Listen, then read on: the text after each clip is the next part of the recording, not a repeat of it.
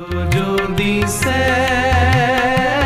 सो रोगी, रोग रहत मेरा सतगुर जोगी, रोग रहत मेरा। जो दिसे सो रोगी,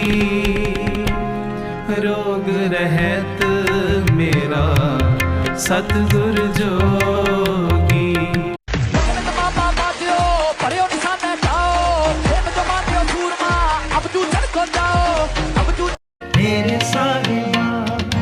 मेरे साहिबा कौन जाने गुण तेरे, मेरे साहिब।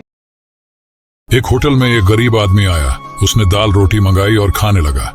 खाने के बाद जब बिल देने की बारी आई तो वो बोला, सरदार जी मेरा पर्स घर में रह गया है, मैं थोड़ी देर में आकर बिल चुका जाऊंगा। काउंटर पर बैठे सरदार जी ने कहा, कोई बात नहीं, जब पैसे आ जाए तब दे जाना। और वो वहां से चला गया। वेटर ने जब ये देखा तो उसने काउंटर पर बैठे सरदार जी को बताया कि ये आदमी पहले भी 2-3 होटलों में ऐसा कर चुका है, ये व्यक्ति किसी को पैसे नहीं देता। इस पर उन सरदार जी ने कहा, वो सिर्फ दाल रोटी खा कर गया है, कोई कोफ्ते पनीर शनीर खाकर नहीं गया। उसने सिर्फ अपनी भूख मिटाने के लिए खाना खाया।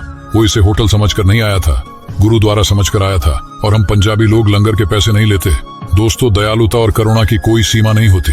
हमें दूसरों की मदद करने के लिए हमेशा तैयार रहना चाहिए। हम नहीं जानते कि हमारे छोटे से काम से किसी के जीवन में कितना बड़ा बदलाव आ सकता है। इसलिए जितना हो सके दयालुता दिखाइए। सब किश तू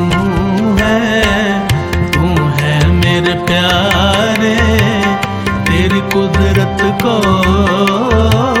बल जाई जियो, सब किश तू है।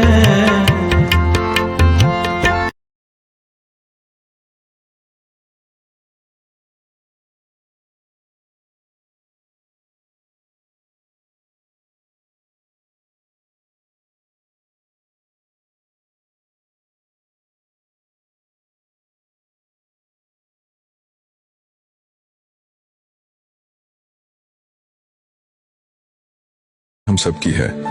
एक बार गुरु नानक साहब लाहौर के एक गांव में पहुंचे। वहां उनकी भेंट गांव के सबसे अमीर व्यक्ति दुनी चंद से हुई। उसने गुरु साहब को शाही भोज कराया और अपनी अमीरी के चर्चे करने लगा। चलते समय गुरु साहब ने दुनी चंद को एक सुई देते हुए कहा कि मरने के बाद दूसरी दुनिया में ये सुई मुझे वापस लौटा देना। दुनी चंद ने सुई रख ली और अपनी पत्नी को सुई दिखाते हुए सारी बात बता दी। उसकी पत्नी बोली, तुम पागल हो, तुम मरते वक्त अपने साथ कुछ न ले जा सकोगे। दुनी चंद की आंखें खुल गईं और वो गुरु साहब से मिलने पहुंचा। तब उसने गुरु साहब से कहा कि मरने के बाद तो सब यही पड़ा रह जाएगा, फिर मैं आपकी सुई कैसे वापस करूंगा।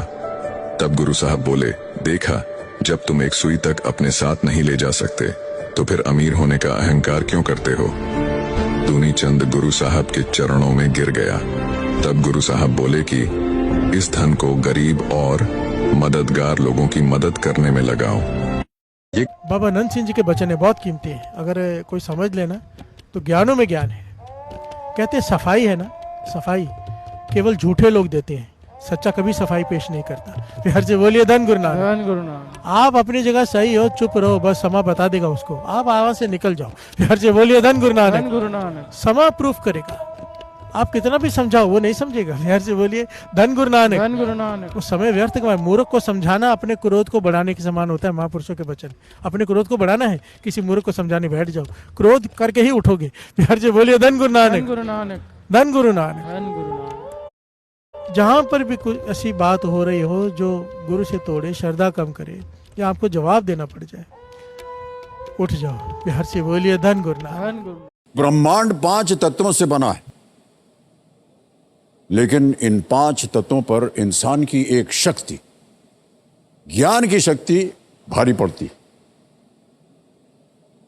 न आकाश इस शक्ति को गायब कर सकता है, न पृथ्वी इसे खुद में समा सकती है, न जल इसे डुबा सकता है, न हवा इसे उड़ा सकती है, और ना ही अग्नि इसे जला सकती है। जिंदगी का ये जो सफर है, इसमें एक ज्ञान ही है जो अमर है कि नहीं? सीता, जो राजा जनक की पुत्री और राजा दशरथ की पुत्रवधू थी, जिसका विवाह बड़ा अलौकिक हुआ, पर उसके बाद सीता को मिला क्या? वनवास, और वनवास के बाद अपहरण, फिर अग्नि परीक्षा, अंत में गर्भवती होने के बाद भी परिवार का वियोग। कई राज्यों पर राज करने वाले पिता और ससुर चाहकर भी सीता को सुख नहीं दे पाए, तो फिर एक साधारण मनुष्य कैसे अपनी संतान को उनके अपने कर्म के बिना सुख दे सकता है?